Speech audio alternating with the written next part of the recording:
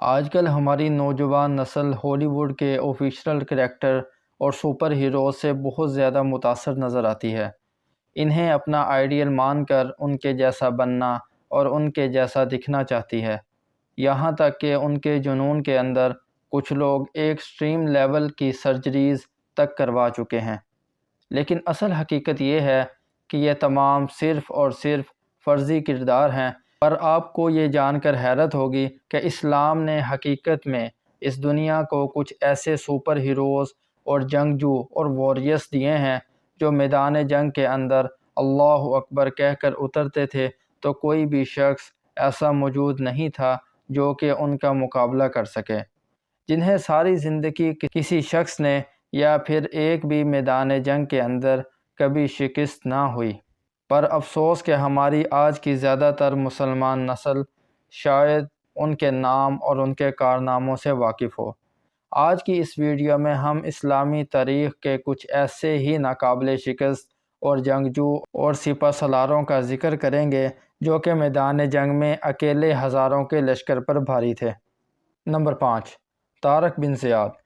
طارق بن زیاد بربر نسل سے تعلق رکھنے والے مسلمان اور بنو امیہ کے جرنیل تھے۔ اموی خلیفہ عبد المالک بن مروان کے دور کے اندر انہوں نے 711 عیسوی میں آج کے دور کے اسپین کی حکومت پر قبضہ کر کے پورے یورپ کے اندر مسلم حکومت کا آغاز کیا، جو تقریباً 800 سالوں تک قائم رہی۔ انہوں نے اپنی فوج کے ساتھ کشتیوں پر شمالی افریقہ کے ساحل سے جبرالٹر کو پار کیا اور تمام کشتیوں کو جلا دینے کا حکم دیا تاکہ کوئی بھی سپاہی میدان جنگ کو چھوڑ کر نہ بھاگ سکے۔ طارق بن زیاد انتہائی ذہین اور بہادر سپہ سالار تھے اور انہوں نے اپنی فوج کو ایک پتھر کے قریب اکٹھا کیا جسے آج کے ٹائم کے اندر جبرالٹر کی چٹان یا جبل الطارق کے نام سے جانا جاتا ہے، اور اسپینش زبان کے اندر اسے آج بھی جبرالٹر کہتے ہیں، جو طارق بن زیاد کے نام سے منسوب ہے۔ پہلی بار طارق بن زیاد کی فتح سے یورپ اسلام کے اندر داخل ہوا۔ جبرالٹر گزشتہ 300 سالوں سے برطانیہ کے قبضے کے اندر ہے، اور اس بات پر اسپین اور برطانیہ کا اختلاف آج بھی موجود ہے، اور طارق بن زیاد کا نام تاریخ کے اندر امر ہو چکا ہے کیونکہ 2012 کے اندر برطانیہ کے مرکزی بینک نے جب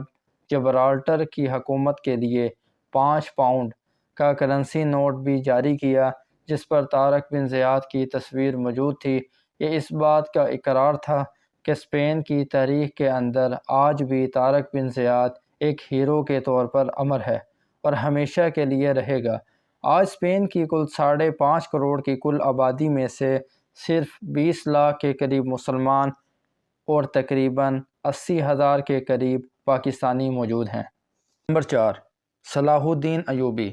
الناصر صلاح الدین بن یوسف بن ایوب، جو کہ عام طور پر صلاح الدین ایوبی کے نام سے جانے جاتے ہیں، ایوبی سلطنت کے بانی اور اس سلطنت کی بنیاد رکھنے والے تھے۔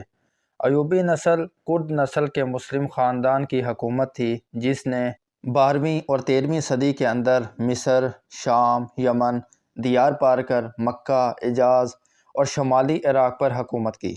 اور نہ صرف تاریخ اسلام بلکہ پوری اسلامی تاریخ کے مشہور ترین فاتحین، جنگجو اور حکمرانوں میں سے ایک ہیں۔ سلطان صلاح الدین ایوبی اپنے کارناموں کے اندر نور الدین زنگی پر بھی بازی لے گئے جن کے وہ فوجی کمانڈر تھے،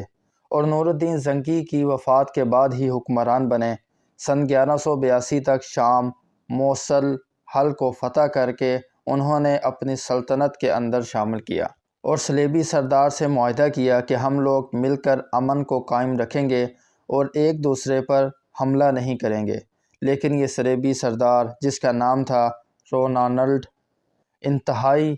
بدزبان، منافق اور وعدہ خلاف قسم کا انسان تھا۔ یہ باقاعدہ نبی کریم صلی اللہ علیہ وسلم کی توہین کیا کرتا۔ سلطان صلاح الدین ایوبی نے قسم کھائی تھی کہ اسے اپنے ہاتھوں سے قتل کریں گے۔ سن 1186 کے اندر ان تمام فوجیوں صلیبیوں نے ایک ساتھ مل کر حجاز مقدس پر حملہ کیا تو سلطان صلاح الدین ایوبی نے انہیں حطیم کے مقام پر بدترین شکست دی۔ جس میں 30,000 عیسائی مارے گئے اور اتنے ہی تقریباً قیدی بن گئے۔ سلطان نے رونالڈ کا سر خود اپنے ہاتھوں سے قلم کیا اور اس کے بعد بیت المقدس کی طرف بڑھ گئے، اور مسلسل 1 ہفتے کی خون ریز جنگ کے بعد مسیحوں نے ہتھیار ڈال دیے اور رحم کی درخواست دی، اور یوں 88 سال کے بعد فلسطین مسلمانوں کے قبضے کے اندر چلا گیا۔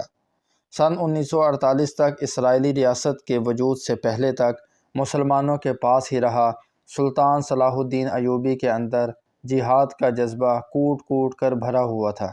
اور بیت المقدس کی فتح ان کی زندگی کی سب سے بڑی خواہش تھی، اور ان کو ہی فاتح بیت المقدس بھی کہا جاتا ہے، کیونکہ انہوں نے 1187 کے اندر یورپ کے یونائٹڈ فوج کو عبرتناک شکست دے کر بیت المقدس کو ان سے آزاد کروایا، اور آخرکار 1193 کے اندر دمشق کے اندر انتقال کر گئے۔ انہوں نے اپنی ذاتی دولت کا زیادہ تر حصہ اپنی رعایا کو دے دیا، اور ساری زندگی اتنا سرمایہ جمع نہیں کر پائے کہ حج بھی کر پاتے، حالانکہ یہ ان کی زندگی کی سب سے بڑی خواہش تھی۔ انگریز مورخ لکھتا ہے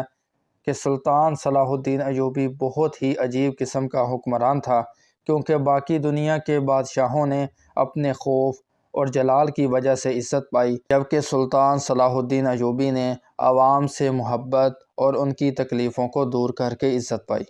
نمبر 3، مختار الثقفی۔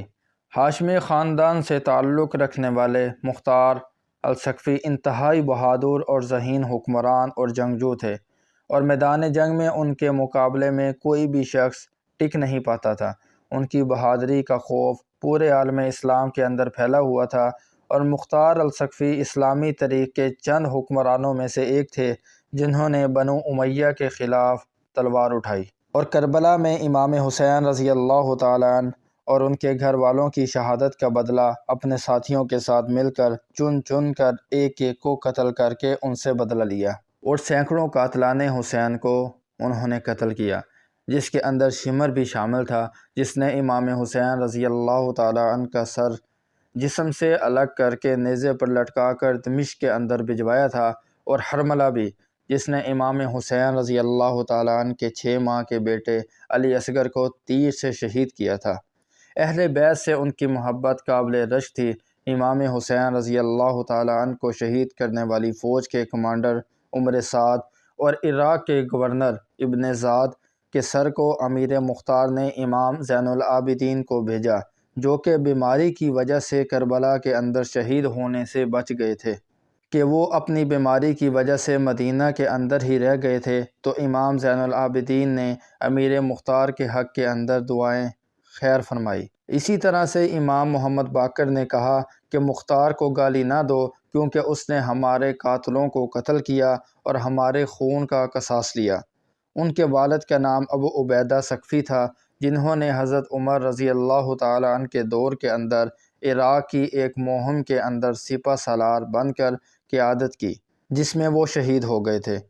مختار ثقفی کی عبداللہ بن زبیر سے شدید اختلافات کی بنیاد پر جنگ ہوئی، اور ادھر دوسری طرف بنو امیہ کی حکومت اور ان کے نواسۂ رسول صلی اللہ علیہ وسلم اور اہل بیت سے دشمنی، جن کے سپاہیوں کو امیر مختار نے خود اپنے ہاتھوں سے قتل کیا تھا، اور اسی وجہ سے ان کو اقتدار سے ہٹا دیا گیا،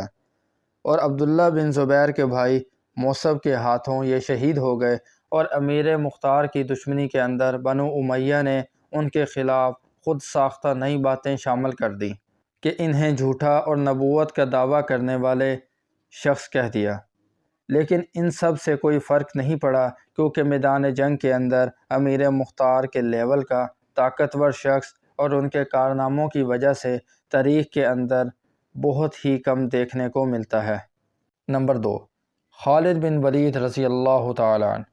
تاریخ انسانی کے ایسے واحد کمانڈر جو کہ جب بت پرست تھے، نہ تب کوئی جنگ ہارے اور نہ ہی اسلام لانے کے بعد پوری زندگی کے اندر کوئی بھی جنگ ہارے۔ خالد بن ولید رضی اللہ تعالیٰ عنہ، جنہیں سیف اللہ یعنی اللہ کی تلوار کہا جاتا ہے، ان کی بہادری کے قصے پورے عرب کے اندر مشہور تھے۔ حالانکہ رومن اور پرشیم امپائر سپر پاور تھی، مگر ان دونوں کے کمانڈر خالد بن ولید رضی اللہ تعالیٰ عنہ کے سامنے کھڑے ہونے سے گھبراتے تھے۔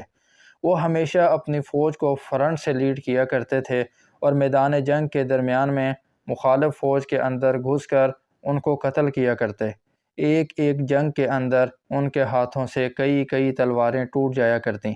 اپنی سمجھداری اور چالاکی، منصوبہ بندی اور بہادری سے کبھی کوئی جنگ نہیں ہارے۔ رومن اور پرشیم امپائر کے لیے وہ ایک ڈرانا خواب تھے،